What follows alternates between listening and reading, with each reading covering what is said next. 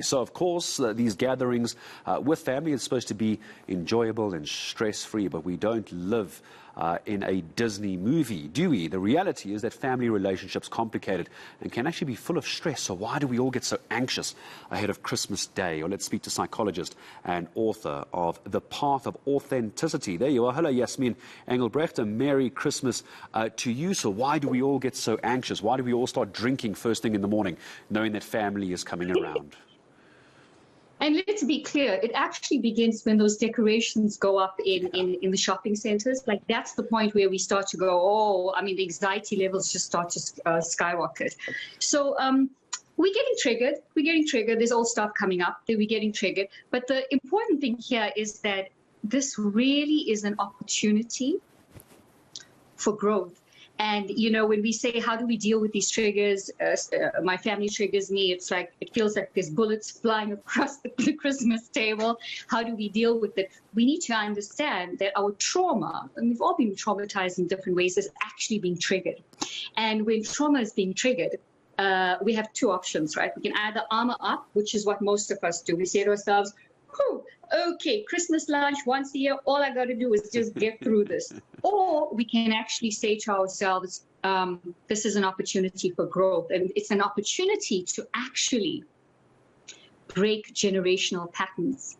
Because if you don't deal with it, if you choose to armor up, it's just something you have to get through. But if you choose to not armor up and feel, and we say feel rather than respond. So just by the way, what I'm actually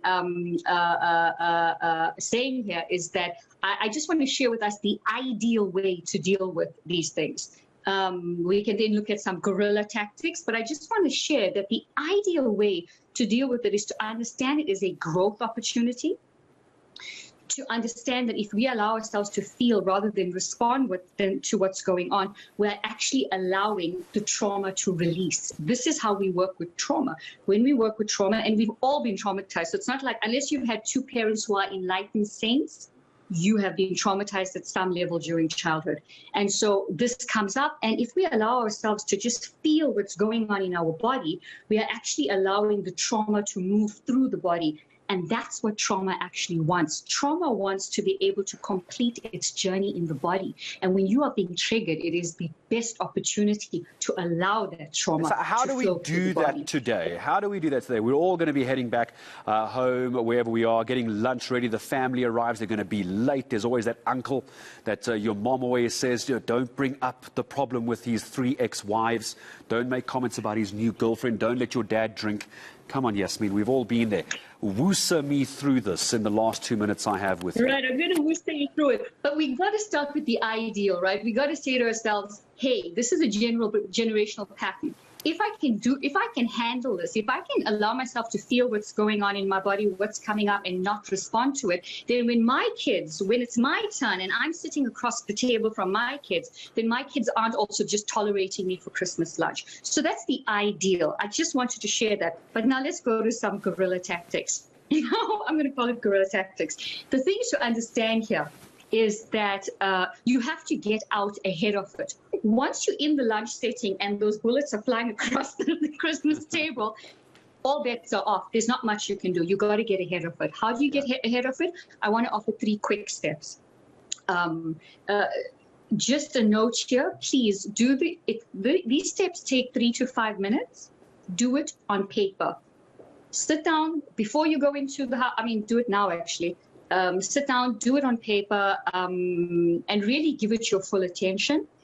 So the steps go like this. So the first step, we are actually going to open up to possibilities, because what happens is that we shut down with our family members. We don't see possibilities. They just, we only see what we see in the negative stuff. Yeah. So the first thing to do is we have to open possibilities. The simplest way to do that is all the people around the table, sit down and note one thing that you admire, respect, or like about them. Just one. Each person. Now, if you are having a problem finding even one thing in a person that you can at least respect or admire or like, then that's on you. And if you're having a problem with at least one, then call a family member and say, can you give me what is the one redeeming feature? Find one thing. I think you're right. Give me 2 and 3 quickly before I say goodbye, Yasmeen. Okay, So two, we need you to determine what you want as an outcome. So this is about using words to tap into our resources. Do you want a relaxing afternoon with your family? Do you want a loving? Do you want a fun afternoon? These are different things. You got to identify it. You got to put it down on paper. And then the last step, this is the question. Make sure you use the question as we are noting it.